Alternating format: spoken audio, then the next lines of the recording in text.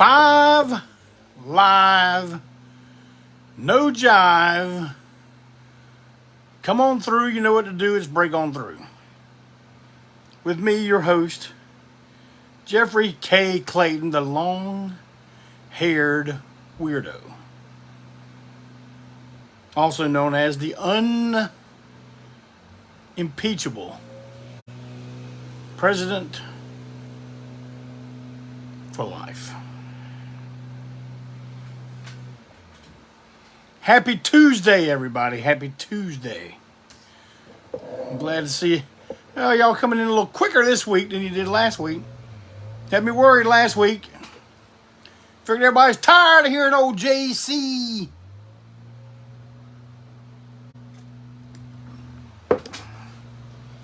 Hello, everybody. Welcome, welcome. Man, I got a lot to discuss today. Of course, as always, if you have a particular question, and if it's a question that don't take up the entire show, then ask me, and maybe I'll see it. Camera's pretty close to me today, so I think I'll catch it. First of all, I want to show you something I got in the mail the other day. Look at this. Boy, is that not a beautiful thing? Waxworks Records has released the soundtrack to the original, I think, 1964 Mothra.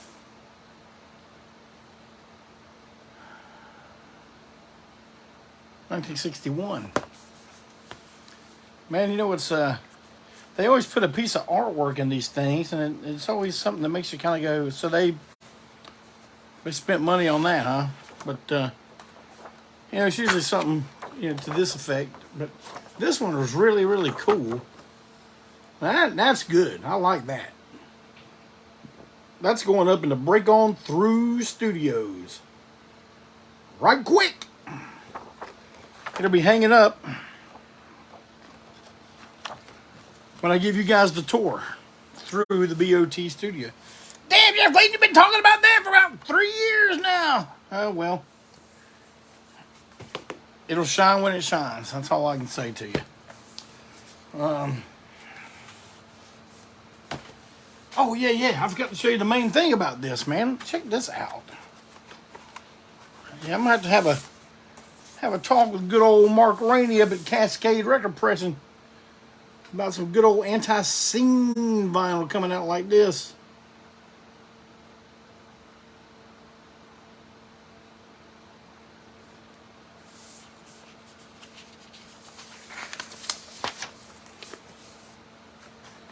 All right.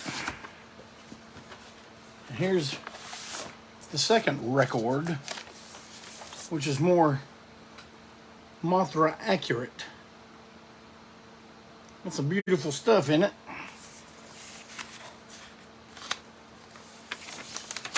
Waxworks.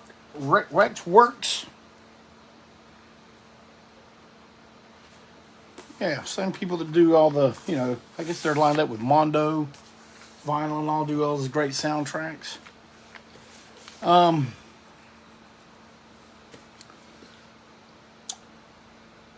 You've heard me talk about my buddy Jeff Williams and his rockin' teenage combo called Stop Talking. Well, man, I'm proud to say that this weekend I was hand-delivered their new LP, Stop Talking. Consequences Can Be a MF. That stands for Mo-Fo. Look at that. That's a beautiful thing right there. Now, there you can say, damn, man, how the hell are we supposed to get one? They ain't on the ANTiSEEN store. No, I don't have them on the ANTiSEEN store because Jeff Williams is taking care of this. But you know what I've done? I have used my amazing skill since I broadcast backwards, and few people seem to have a problem with it, not many, but I have written Jeff Williams' PayPal backwards, so it will appear forward on Break On Through Today. If you want to get a copy, man, $20 in the U.S., $20. You can get, look at this. This is some good stuff right here now. Nice, great picture of the boys on the back. You know, nice big credits, all that stuff. It's on black vinyl.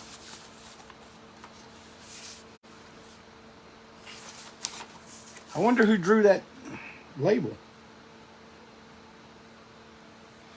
I don't know, but it's some very damn good artwork. That's all I gotta say. And man, I'm telling you, if you like that old hardcore stuff, like in the '80s, the Loud, Fast, Short, you're gonna love this record. Now, how do I get it, Jeff Clayton? You're talking about this record. That's Jeff Williams' PayPal address right there. Stardust7734@gmail.com. And I'm gonna hold that up for a second in case anybody's taking notes, or you just want to pause if you're watching the replay and you want to get you want to be the first few of 300 to get this great new record. Stephen, it doesn't matter if it's all caps. Stephen, you're overseas, so be sure to write him first to make sure how much he's charging for overseas postage.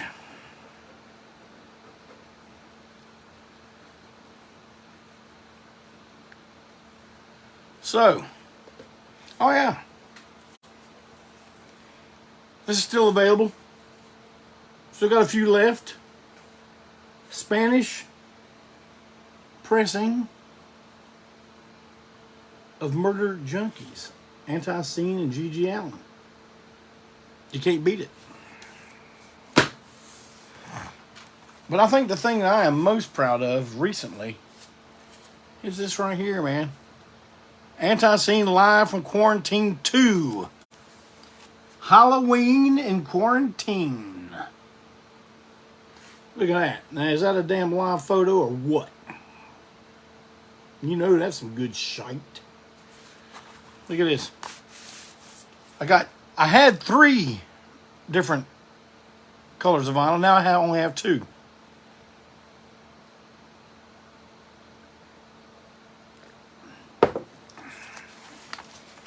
We got candy corn orange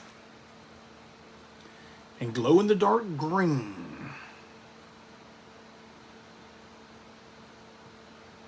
Oh yeah, I wouldn't lie to you. It glows in the dark. Some people, matter of fact, a good buddy of mine. He's also our web guy. He's also the road manager stage manager for Devo. Works on their website too. Michael Bilmer did an unboxing video of some stuff I sent him recently, and he posted a picture of the record actually glowing in the dark. So did my main Callie Hellstrom from out in California way. It did the same thing. And man, I'm telling you, it glows and glows and glows. Not only does it glow, it's a damn fine set list of some of our greatest tales and stories.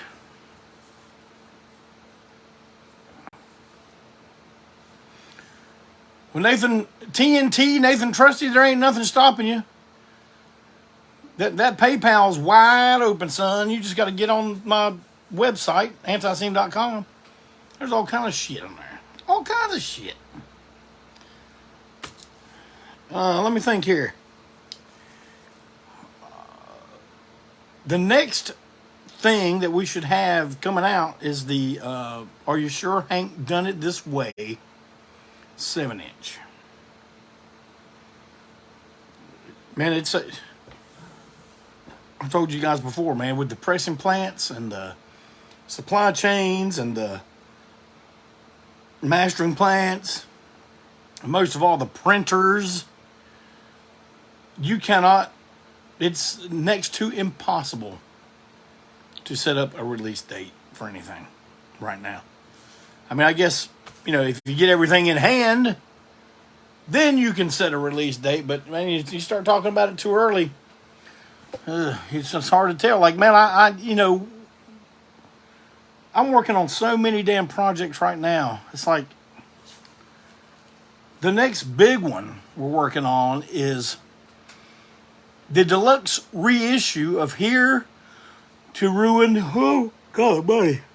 I might ruin my damn broadcast. Working class, 4 a.m. I would say, but the deluxe reissue of Here to Ruin Your Groove. 2-record set. Gatefold sleeve. Coming with all kind of extras, man. It even comes with the CD of Here to Ruin Your Groove. Can you beat that? You can't. Damn, Jeff Lee, when's that thing coming out, son? You gotta tell me. I gotta put my pennies aside, boy. I don't know. We're working on it now, man. We're working on it now. We will also take up work on the brand new studio album, Great Disasters.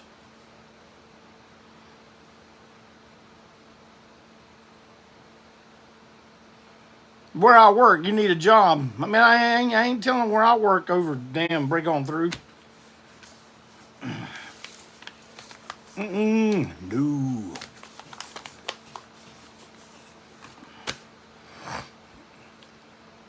Malcolm Tent has recovered from his wrist surgery. He's up there in Newtown, Connecticut, recouping. Is there going to be a Tent Talks Tunes tomorrow? I imagine so. But I guess there's the whole possibility that it may not be.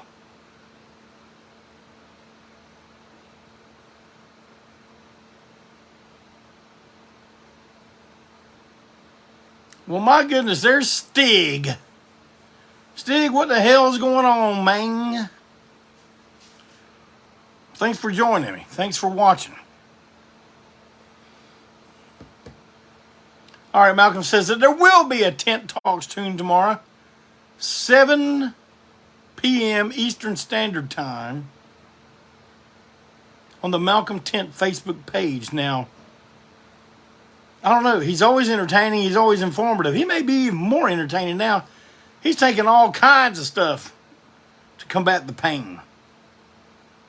He may get out a 1967 road atlas and read that to you.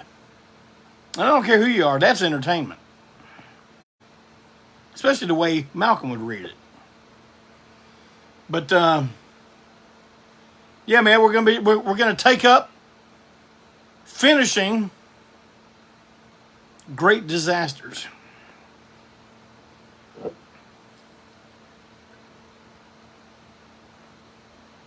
I mean, I'm going to tell you something. With the addition of Walt Wheat, you think, oh, well, they're going to put out Great Disasters, and it'll be another 2 or 3 years before they do another full-length LP. I don't think so. The songwriting is flowing. We ain't even got the new album out yet, and we're already starting to backlog new songs.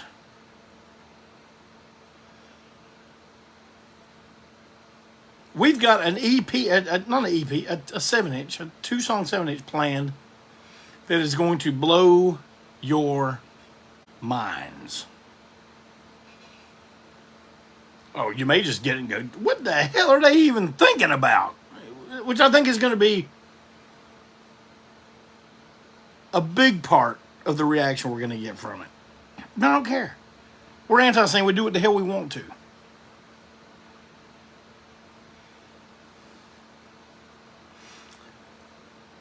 Except play Muddy Rouge. We don't get to do that. But anyway, did I even say that loud? I didn't mean to. But, man, I got a top 10 today. Haven't done a top 10 in a while. But I did one today. And this was really, really kind of hard, man. Kind of hard to figure this one out.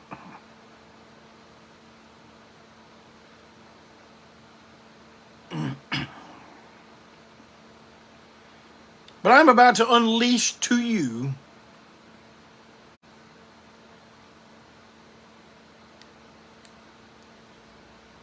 my top 10 Godzilla films. Stephen wants to know if I am a fan of Ministry. No.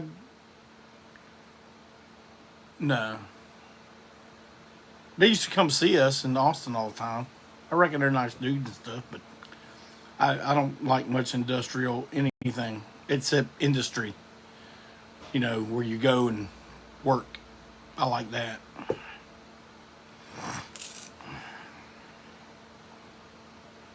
Keep the questions coming, man. If I catch it, I'll answer it. Just nothing like, how about we not get the question, hey, man, what was Gigi like? Tell us about Gigi, man.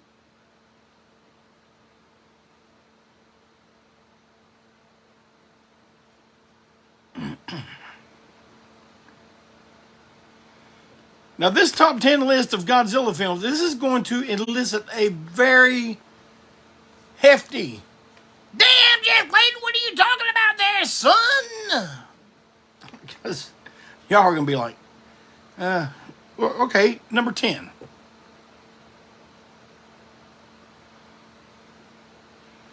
Matt, you want to know if Hedorah is on the list? AKA the smog monster. Now, see, that's where it got really hard for me. Because I love Godzilla versus the smog monster. Love it. Is it in my top 10? When I was making this list, it did not make the top 10. Even with Save the Earth and the psychedelic Japanese hippie band. But I love that damn movie. Man, you know what? There's only a few I don't like. And I'll tell you the ones I don't like as we get talking. No, you know what? I'll go ahead and tell you that now. I didn't like Son of Godzilla. And I didn't like Godzilla's Revenge. And I didn't like the Matthew Broderick Godzilla, where he was just a giant iguana. Sucked. One good scene in the whole movie. When he's coming out of the water for the first time, you see the head come out of the water and his boats are out there. That was cool. But it stopped right after that. After that, it was done. Suck-ass Godzilla movie. And Son of Godzilla and Godzilla's Revenge. And man, even as a kid, I was like, what the hell is going on? I didn't know what an acid trip was, but I figured that's probably got to be a damn acid trip right there. It was targeted toward little kids. Because all the others, you know, were kind of dark and kind of scary. But, a lot of what I like comes from what, and I'm going to probably pronounce these wrong, the Showa era. That's from the very first couple, from 1954 up till 1975. I like a lot of that stuff. And the, I know I'm saying this wrong, Heisei era from 84 to 95. The Millennium era from 99 to 04. And the,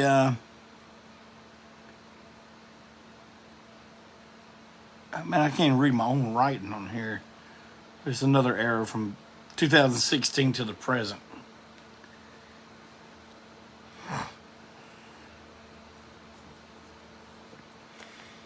But y'all are going to be surprised at my number 10. The first thing y'all are going to say, damn, Jeff Clayton, you always like old shit. You always like the oldest shit. Like you try to be like the most obscure shit that no one likes. Well, you know what? I'm just being honest with y'all. My number 10 is Godzilla vs. Kong from 2021.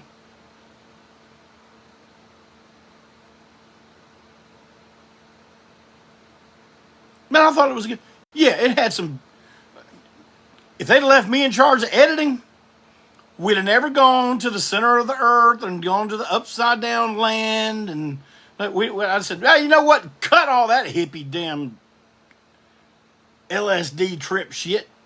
We're going to keep King Kong up top. I did like that big damn axe he got down there. That was cool. But other than that,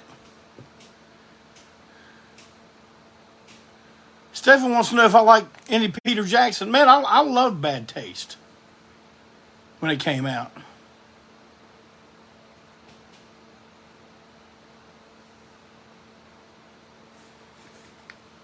But man, I loved Godzilla vs. Kong, the newest one. I with the exception of that part that I would have edited out, and I would have said, and if they showed me that Mecha Godzilla, I'd have said, well, damn, why are we making a damn skinny ass slinky Mecha Godzilla? I didn't like that design of that Godzilla. I liked some of the shit he could do, but the way he looked, it was terrible. But the rest of it, I thought was really good.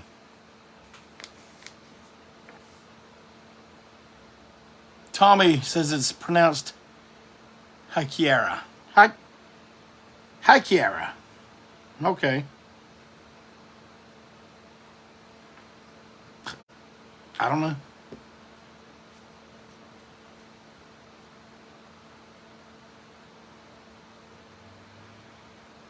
Number 9. Godzilla versus Mecha Godzilla from 1974. And man, I'm going to tell y'all, man, from about 1972 on, everyone that came to the theater in the States, I saw them in the theater. I saw Mecha Godzilla in the theater when it came out in 74. Man, I'm telling you, that part where they put the skin on Mecha Godzilla so it looked like the real Godzilla, and he starts tearing shit up. Well, what the hell's Godzilla tearing shit up for? He's supposed to be our friend up in here, boy. And the real Godzilla shows up and knocks that piece of skin off, and you see that metal underneath. Oh man, that's cinema history there. Oh yeah, love it. And I love the design of the Mecha Godzilla from the 70s. I don't like the design of the one from the 90s. They just don't look as, I don't know. It looks too sleek.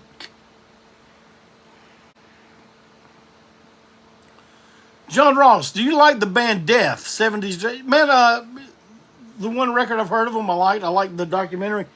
The guy that made that documentary lives down in Rock Hill, South Carolina. I know him. But yeah, I thought they were a good band. But if I'm being honest, I don't think they're the credit they get sometime for being founders or the first American punk. I don't believe that. But they're a good band. Number 8.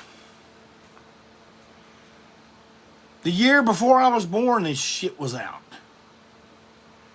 King Kong versus Godzilla.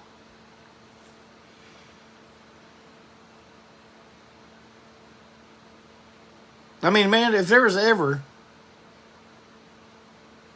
a better guy in a suit movie, I don't know, man.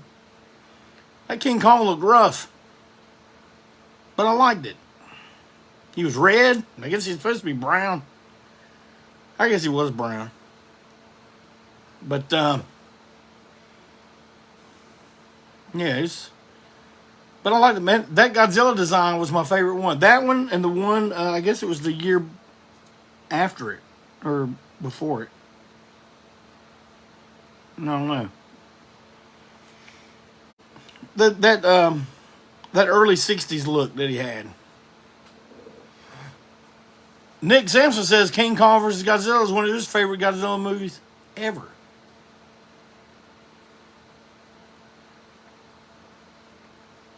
I love it. I like the guy in suit trampling the models and the cardboard and you can see the string on the planes. I like all that shit, man. And I know you'd be like, well, you don't like the CGI. So, well, you know what? I don't like CGI at one point, like when it first came out. And I can't. You know what? I'm a walking contradiction. Like the CGI that looks fucking great. Yeah, man, I love it. Shit, that make a Godzilla movie look good as hell. But damn, you don't like Godzilla's Revenge, and you know it's obvious everybody's in damn suits there. Got a bunch of potted plants and put them everywhere. And, but I don't know, man. I just like some of it. It's just like I explained about music, man. There's only music you like, music you don't like. You know, there's certain companies and movie companies, directors and all that, producers and all whatever, special effects teams that use CGI, and it was just great. Some of it was terrible, not terrible in a good way. Like, I think bad in a good way is like Plan 9 from Outer Space and, you know, stuff like that. I mean, I don't know. I don't know what to tell you. Well, damn, Jeff Clayton, you ain't being consistent, son. I never once said my top 10s have consistency. I never said that.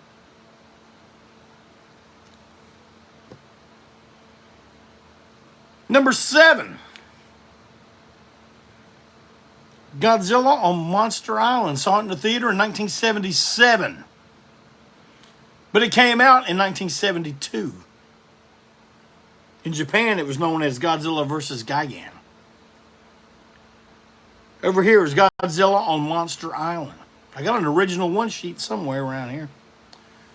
I need to get some more shit up. See, I gotta get shit up before I show you all the place. I gotta cover every damn square centimeter of this place with good shit.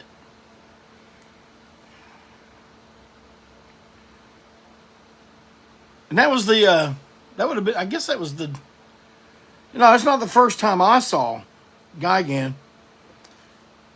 But Gigan was one of my favorite Godzilla adversaries. Gigan, Magalon, and Ghidorah. Those are the ones I like the movie. But I'm going to talk about that in a minute. Matter of fact, it's right next, 6. Now you say, well, this ain't a Godzilla movie. Yeah, it is a Godzilla movie. It just doesn't ain't Godzilla in the title. Just because it ain't got Godzilla in the title don't mean it wasn't a Godzilla movie from 1964. Now here's what I'm going to talk about. In these movies, you know, I've watched all these damn movies. I've watched them all. I love most of them. But earlier on, they called the three-headed gold monster from space Ghidorah. And then later it became Ghidorah. Especially when he became a mecha version and became King Ghidorah. Oh, yeah, but Ghidorah, the three-headed monster from 1964. That might have been one of the first teamings of Rodan, Godzilla, and larva Mothra against Ghidorah from space. I love that damn movie. Matter of fact, I saw it while we were in Japan at the Godzilla store. Like, what, I'm going to Japan, I ain't going to the Godzilla store? But they had one of the heads of the original Ghidorah from 64 in a big showcase. And I posted a picture of it. It's been, 3 or 4 years now, but 4 years. But, God, it was so great to see that in person, man. Number 5. In America, it was known as Godzilla versus the Thing. In Japan, it was known as Godzilla versus Mothra.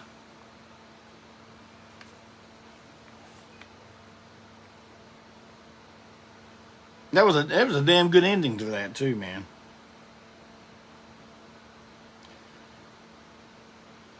I don't know why they over here they called it the Thing. I guess they figured people couldn't handle Mothra. Oh well, what are you gonna do? Now, my next two.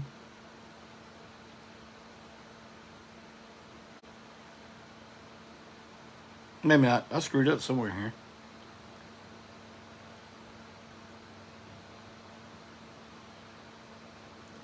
Huh.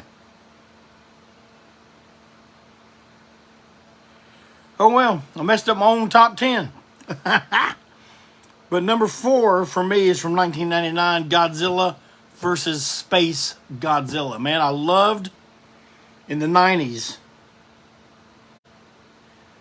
in the late 80s and the early 90s. All started in 84, but we knew it was called Godzilla 84, but over here it's called Godzilla 1985. And that whole series, man, some of the stuff they came up with was really, really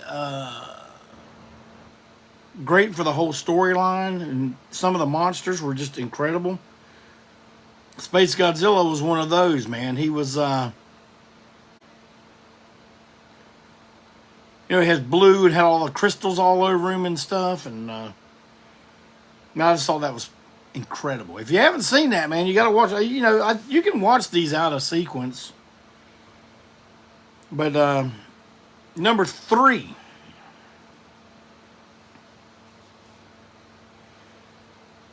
From 95, Godzilla versus Destroyer. Now, Destroyer was a weird-looking creature. I didn't really like the creature Destroyer. It's one of them things kind of like Shin Godzilla, where it went in various forms and then became a big form at the end. But, man, this is where they took the concept of Godzilla being like a nuclear reactor, and that the radiation in him would just eventually not be able to be held within his body, and he'd start to burn, which is why you may see some of the toys that come out with they got him orange or with patches of orange. Man, that was ingenious, an ingenious way to go about that. I mean, I'll go ahead and tell you this. You're like, well, yeah, and that was also the movie where the original Godzilla that started from this group of films dies, because eventually he just the body can't hold the radiation, and he's like completely orange at this point, and then he just starts melting. And when the body can't hold it, it was like a nuclear bomb goes off under the sea. Destroyer takes the now probably pre-teen baby Godzilla, takes him way up high, drops him into the ocean. And you think, well, that's both of them dead there, Hoss. And no, the baby Godzilla just soaks up all that good old radiation in the ocean, and it makes him bigger. He makes his damn fins on his back get bigger and purple and sharp, and he gets up off the bottom of the ocean, bigger, badder, meaner than ever. What a great damn film.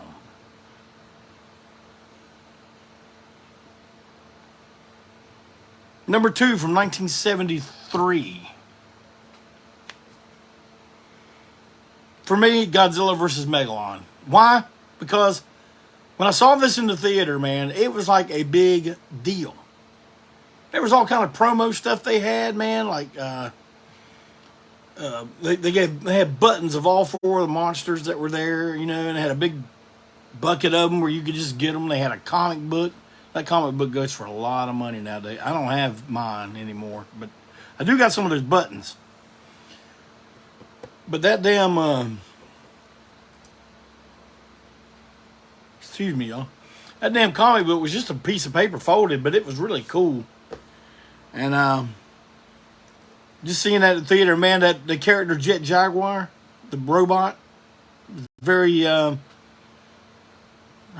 close cousin to Ultraman or even his Chinese counterpart, Inframan.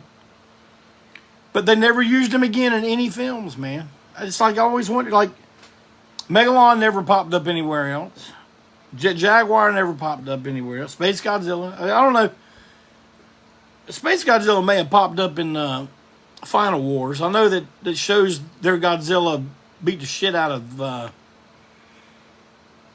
the iguana Matthew Broderick Godzilla.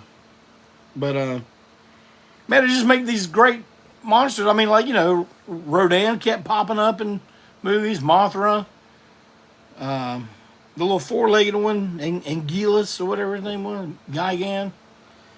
But never another one with Magalon or Space Godzilla or Jet Jaguar. Now, man, my number one, some of you may get it. I don't know. But, I mean, I think the best one that they ever did. Jim wants to know if I ever got a Johnny Sacco and his giant robot. Yes, not as much as I would like to have. I would like to have seen more. But I did get into that. But I'm going to talk about some more stuff when I get done with my number one. My number one is from 2001. It had a much longer title, but I wasn't going to write all that down. It named every monster, and it is called Monsters All Out Attack. And that featured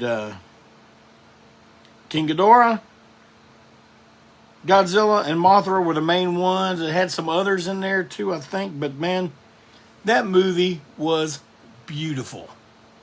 One of the best Godzilla designs ever. And this one, he was black. Still had the fins that would light up blue and the Blu-ray and all that stuff. And man, this is when CGI, I guess in Japan especially, reached its peak. And they made that movie, and it was just beautiful. Like every monster scene in it, it's like you could stop it, and it'd be like a work of art. Especially when Mothra's spreading all the dust, moth dust all over. God Almighty, I forgot which one they did. I just remember that sky scene where it shows Mothra spreading all the dust all over. Man, it's incredible. And the attention to detail, like, you know, they had a cloudy sky, and it was an upward shot coming down, going up toward Godzilla, and as Godzilla's getting ready to shoot his ray, and the fins start lighting up, and you see the light up in the clouds above. Man, that's great. That's a great detail. I love that good shite. So that's my number one, man. I think it might have been called Giant Monsters All Out Attack. But, man, if you get a chance to see that one. And see, that was one where they just said, all right, we ain't going to do nothing to do with the rest of the series. We're going to start all over. And I guess they planned on continuing, but they didn't. And the same thing with Shin Godzilla. When it came out, they were planning on making a whole series of that, but I think they stopped that way on that one too. A lot of people, when that came out, there's a lot of discussion among me and my monster and movie nerd friends. I liked it, but there were some things about it I didn't like. I didn't like where they made it to where every time he shot his ray, he had to shut down for a few hours, you know, and just like sleep. But I did like the way he could make that ray come out of his fins and go all over the place. That was pretty cool, man. But yeah. Jim was mentioning Johnny Sacco, man. For us, mainly growing up, it was Ultraman, and then later on, the UHF stations around here started playing Space Giants. But you know, there were a bunch of Ultraman TV series, but we only got the first one from 1966. But there was another one from 1967 or 8 called Return of Ultraman. That stuff right now is on Tubi. There's like 3 or 4 of the Ultraman series. I've been watching some of that Return of Ultraman. Some of the monsters they got on there are pretty stupid, but some of them are pretty cool. I mean, you know, they'll never make them as cool as the Baltons or Gamora on Ultraman, but yeah. Well, there it is. A little fucking conversation of Jeff Clayton over Godzilla. Man, I could talk this shit all day. All day! But unfortunately, it's time to say goodbye. Man, the foxy first lady is in there patting out some good old beef hamburgers. Now I'm getting ready to go out there and fire up that grill, and that's what we're going to eat for dinner tonight. Can you dig that?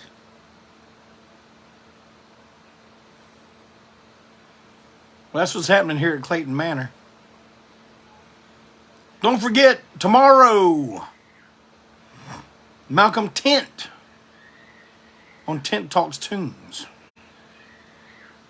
Every day, the morning report from KD After Dark.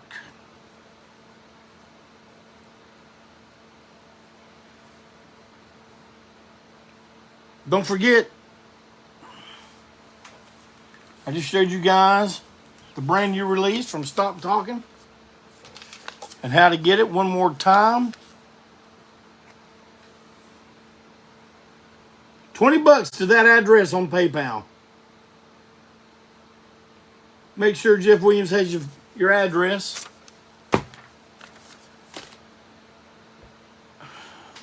Yeah, I'm going to post an image I made of the Godzilla movies on my page, probably right when I get done, when I sign off here.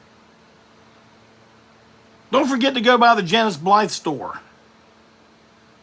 and check out what's going on with her. She's got all kinds of stuff now, man. Patches, stickers, of course, a wide array of autographed photos and t-shirts. So, of course, by the time we get together next week, I'm going to have more news for you about what ANTiSEEN's got coming up. You know, I did a whole year talking about our past, so I don't know what you guys even want to hear about anymore. If you bring up specific eras or stories that you want to know about, if you'll direct message me, not on the ANTiSEEN page, but on my page, Jeff Clayton, Facebook page, direct message me some ideas. You know, I that really does help me because I don't know what you guys want to hear about. You know? So, you guys have a great rest of your week. I appreciate you coming in here and hanging out with me a little bit. I hope you found it interesting. I sure like talking about it. So, you guys do what you do. And don't forget that next week, right here at 5 p.m. Eastern Standard Time, we are going to break on through.